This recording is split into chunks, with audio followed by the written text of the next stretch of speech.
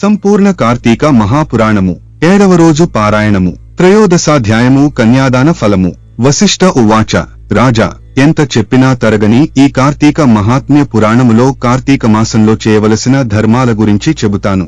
ఏకాగ్ర చిత్తుడవై విను. తప్పనిసరిగా చేయవలసిన వానిని చేయకపోవడం వలన పాపాలను కలిగించేవి అయిన ఈ కార్తీక ధర్మాలన్నీ కూడా నా తండ్రి అయిన బ్రహ్మదేవుని ద్వారా నాకు బోధించబడ్డాయి. నీకిప్పుడు వాటిని వివరిస్తాను. జనక రాజేంద్ర, ఈ కార్తీక మాసంలో కన్యాదాన, ప్రాతః స్నానములు, యోగ్యుడైన బ్రాహ్మణ బాలకునకు ఉపనయనము చేయించడం, విద్యాదాన, వస్త్రదాన, అన్నదానములు ఇవి చాలా ప్రధానమైనవి. బ్రాహ్మణ కుమారునికి కార్తీక మాసములో ఓడుగు చేయించి దక్షిణను సమర్పించడం వలన పూర్వజన్మ పాపాలు కూడా తొలగిపోతాయి. ఆ విధముగా తమ ధనముతో ఉపనయనము చేయించబడిన వటువు చేసే గాయత్రీ జపము వల్ల దాత పంచ మహాపాతకాలు నశించిపోతాయి. 100 రావి చెట్లు నాటించినా, 100 తోటలను వేయించినా, 100 నూతులను, దిగుడు బావులను నిర్మించినా, 10,000 చెరువులను తవ్వించినా వచ్చే పుణ్యమెంతైతే ఉంటుందో అది పేద బ్రాహ్మణ బాలునికి ఉపనయనము చేయించడం వలన కలిగే పుణ్యంలో 16వ వంతుకు కూడా సమానము కాదు. మరో విషయమును గుర్తుంచుకో. శ్లోకం మాధ్యం వై మాధవే మాసి చోత్తమం మౌంజి బంధనం కారేషంతితే రాజన్ దానం దత్వాతు కార్తీకే. కార్తీకంలో ఉపనయన దానమును చేసి తదుపరిని వచ్చే మాఘములో గాని వైశాఖములో గాని ఉపనయనము చేయించాలి. సాధువులు, శ్రోత్రియులు అయిన బ్రాహ్మణ బాలకులకు ఉపనయనమును చేయించడం వలన అనంత పుణ్యము కలుగుతుందని ధర్మవేత్తలైన మునులందరూ కూడా చెప్పియున్నారు. అటువంటి ఉపనయనానికి కార్తీక మాసంలో సంకల్పమును చెప్పుకుని ఫలానా వారికి నేను నా ద్రవ్యముతో ఉపనయనమును చేయిస్తాను అని వాగ్దానము చేయడం వలన కలిగే సత్ఫలితాన్ని చెప్పడానికి స్వర్గలోక వాసులకు కూడా సాధ్యము కాదని తెలుసుకో. జనక నరపాల, ఇతరుల సొమ్ముతో చేసే తీర్థయాత్రలు, దేవ బ్రాహ్మణ సమారాధనలు వీని వలన కలిగే పుణ్యం ఆ ధనదాతలకే చెందుతుందన్న విషయము జగద్విదితమే కదా. కార్తీకములో తమ ధనముతో ఒక బ్రాహ్మణునకు ఉపనయనముతో బాటు వివాహమును కూడా చేయించడం వలన తత్పుణ్యము మరింతగా ఇనుమడిస్తుంది. శ్లోకం కన్యాదానం తు కార్తిక్యాం యహ కుర్యాద్భక్తి 2తో నఘ ఆయ స్వయం పాపై వినిర్ముక్తః పితృణాం గ్రహణః పదం. కార్తీకములో కన్యాదానమాచరించినవాడు స్వయముగా వాడు తరించడమేగాక వాని పితరులందరికీ కూడా బ్రహ్మలోక ప్రాప్తిని కలిగించిన వాడవుతాడు.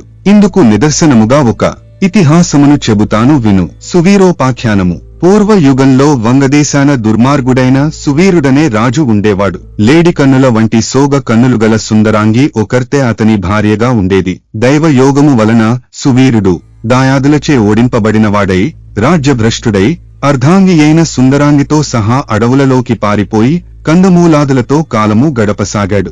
ఇలా ఉండగా అతని భార్య గర్భవతి అయింది. రాజు నర్మదా తీరములో పర్ణశాలను నిర్మించాడు. ఆ పర్ణశాలలోనే అతని రాణి ఒక చక్కటి కుమార్తెను ప్రసవించింది. సర్వ సంపదలు శత్రువుల పాలైపోవడం, తాను అడవుల పాలవడం, కందమూలాలతో బతుకుతున్న ఈ రోజుల్లో కడుపు పండి సంతానం కలగడం, పోషణకు చిల్లిగవ్వైనా లేని దరిద్రము, వీటన్నిటినీ పదే పదే తలుచుకుంటూ తన పురాకృత కర్మలని నిందించుకుంటూ అతి కష్టం మీద ఆ ఆడకూతురుని పెంచుకోసాగారు సువీర దంపతులు. కాలగమనములో సువీరుని కూతురు చక్కగా ఎదిగి నిజరూప లావణ్య సౌందర్యాదులతో చూసే వారికి నేత్రానందకారిణిగా పరిణమించింది. 8 ప్రాయంలోనే ఎంతో మనోహరముగా ఉన్న ఆమెని చూసి మోహితుడైన ఒక ముని కుమారుడు ఆ బాలికను తనకిచ్చి పెండ్లి చేయవలసిందిగా సువీరుని కోరాడు.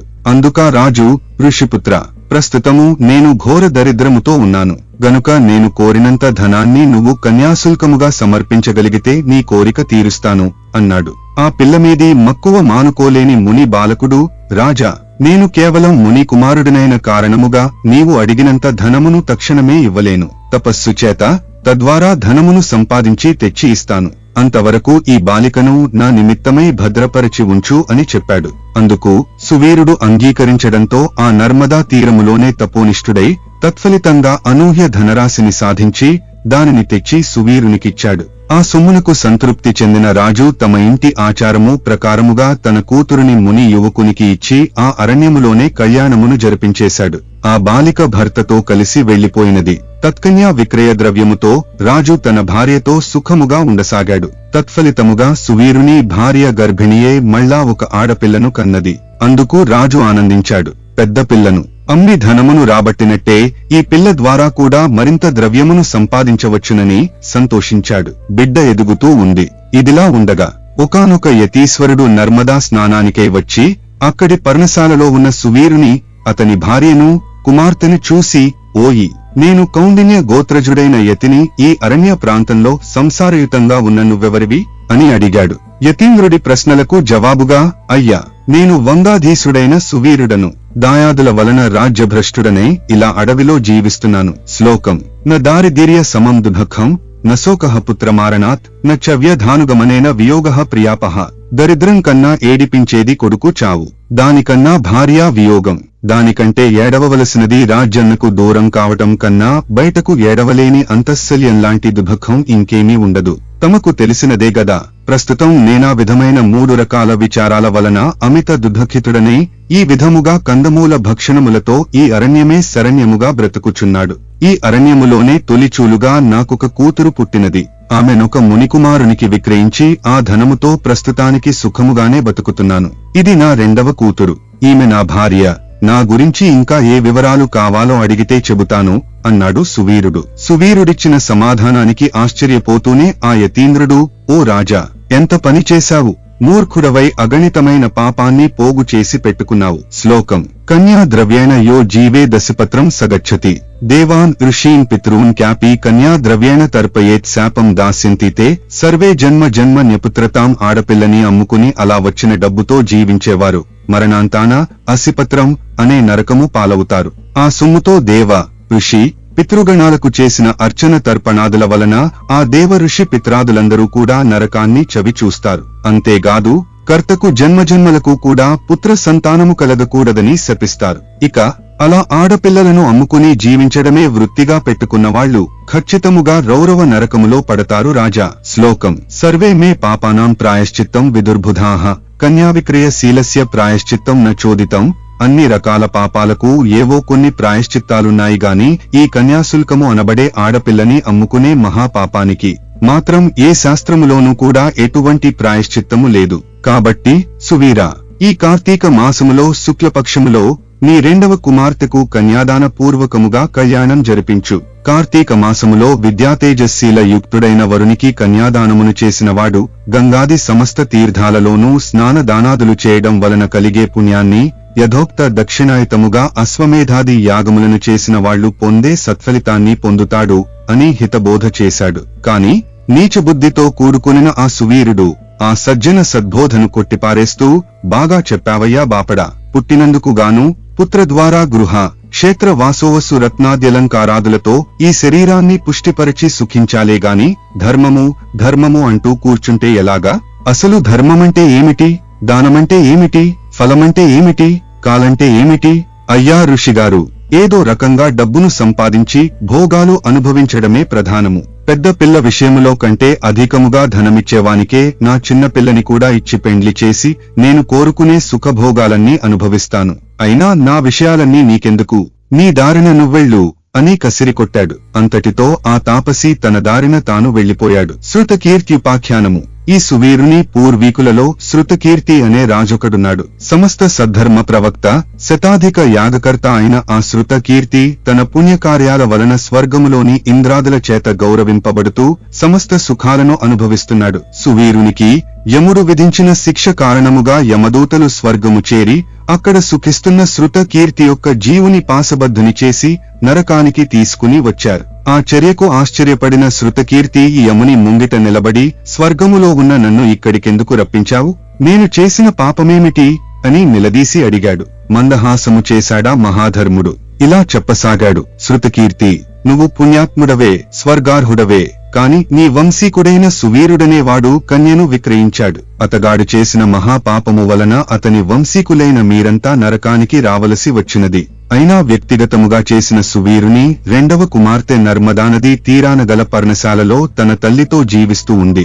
ఆ బిడ్డకింకా వివాహము కాలేదు. కాబట్టి నువ్వు నా అనుగ్రహము వలన దేహివై భూలోక వాసులు గుర్తించే శరీరి అక్కడకు వెళ్లి అక్కడ యోగ్యుడైన వరునికి ఇచ్చి కన్యాదాన విధానముగా పెండ్లిని జరిపించు. శృతకీర్తి, ఎవడైతే కార్తీక మాసములో సర్వాలంకార భూషితైన కన్యను యోగ్యుడైన వరునికి దానము చేస్తాడో వాడు లోకాధిపతితో తుల్యుడవుతాడు. అలా కన్యాదానమును చేయాలనే సంకల్పము ఉండి కూడా సంతానము లేనివాడు బ్రాహ్మణ కన్యాదానికి గాను కన్యాదానం అందుకోబోతున్న బ్రాహ్మణునకు గాని ధన సహాయమును చేసినట్లయితే ఆ ధనదాత కన్యాదాత పొందే ఫలాన్నే పొందుతాడు. అంతేకాదు స్వలాభాపేక్ష రహితులై 2 పాడి ఆవులను చెల్లించి కన్యను కొని ఆ కన్యను చక్కటి వరుణకిచ్చి పెండ్లి చేసేవారు కూడా కన్యాదాన ఫలాన్ని పొందుతారు. కాబట్టి ఓ శృతకీర్తి, నీవు తక్షణమే భూలోకానికి వెళ్లి సువీరుని ద్వితీయ కుమార్తెను ఎవరైనా సహమననకు కన్యామూలముగా దానము చేసినట్లయితే తద్వారా నువ్వు, నీ పూర్వీకులు, ఈ సువీరాదులు కూడా నరకము నుండి విముక్తి పొందుతారు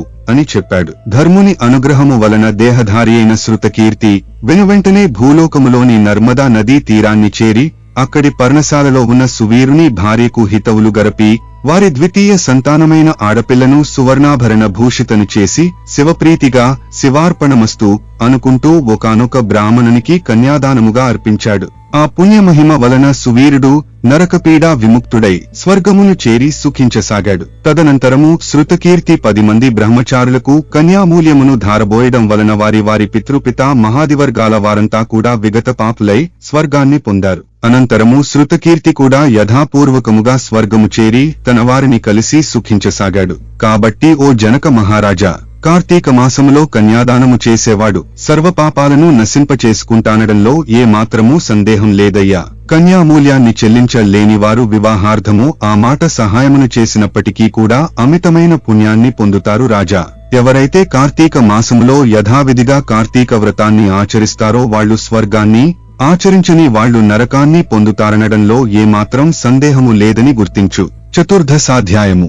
వశిష్ఠుడు చెబుతున్నాడు, మిథిలాధీశ, కార్తీక మాసమంతా పూర్వోక్త సర్వధర్మ సంయుతంగా కార్తీక వ్రతాన్ని ఆచరించలేకపోయినప్పటికీ కూడా ఎవరైతే కార్తీక పూర్ణిమ నాడు వృషోత్సర్గం చేస్తారో వారి యొక్క జన్మాంతర పాపాలన్నీ కూడా నశించిపోతాయి. వృషోత్సర్గము. జనక మహీపాల, ఆవు యొక్క కోడెదూడను అచ్చుబోసి ఆబోతుగా స్వేచ్ఛగా వదలడాన్నే వృషోత్సర్గము అంటారు. ఈ మానవలోకంలో ఏ ఇతర కర్మాచరణాల వలన కూడా అసాధ్యమైన పుణ్యాన్ని ప్రసాదించే ఈ కార్తీక వ్రతములో భాగముగానే కార్తీక పూర్ణిమ నాడు పితృదేవతా ప్రీత్యర్థము ఒక కోడె, ఆవు, దూడను అచ్చుబోసి ఆబోతుగా స్వేచ్ఛగా వదలాలి. అలా చేయడం వలన గయాక్షేత్రములో పితరులకు 1,000,000 సార్లు శ్రాద్ధాన్ని నిర్వహించిన పుణ్యము కలుగుతుంది. శ్లోకం. యః కోవాస్ మత్కులే జాతః పౌర్ణమాస్యాంతు కార్తీకే ఉత్పృజేద్వృషభం నీలం తేన తృప్తా వయం త్వితి కాంక్షంతి నూపసార్దూల పుణ్యలోకస్థిత అపి. పుణ్యలోకాలలో ఉన్న పితరులు సైతం తమ కులములో పుట్టిన వాడెవడైనా కార్తీక పౌర్ణమి నాడు నల్లని గిత్తను అచ్చుబోసి వదిలినట్లయితే మనకు అమితానందం కలుగుతుంది గదా అని చింతిస్తూ ఉంటారు రాజా. ధనికుడైనా సరే జీవితంలో ఒక్కసారైనా కార్తీక పౌర్ణమి నాడు వృషోత్సర్గమును చేయనివాడు అంధతామిశ్రము అనే నరకాన్ని పొందుతాడు. గయా శ్రాద్ధము వలన గాని, ప్రతివర్షాబ్దికాల వల్ల గాని, తీర్థ స్థలాల్లో తర్పణం వల్ల గాని ఈ వృషోత్సర్గంతో సమానమైన ఆనందాన్ని పితరులు పొందరని, గయాశ్రాద్ధ వృషోత్సర్గాలు రెండూ సమానమేనని పెద్దలు చెప్పినా వృషోత్సర్గమే ఉత్తమమైనదని తెలుసుకో. వివిధ దానములు. ఇక కార్తీక మాసములో పండ్లను దానము చేసేవాడు దేవర్షి పితృణాలు 3 నుంచి కూడా విముక్తుడైపోతాడు.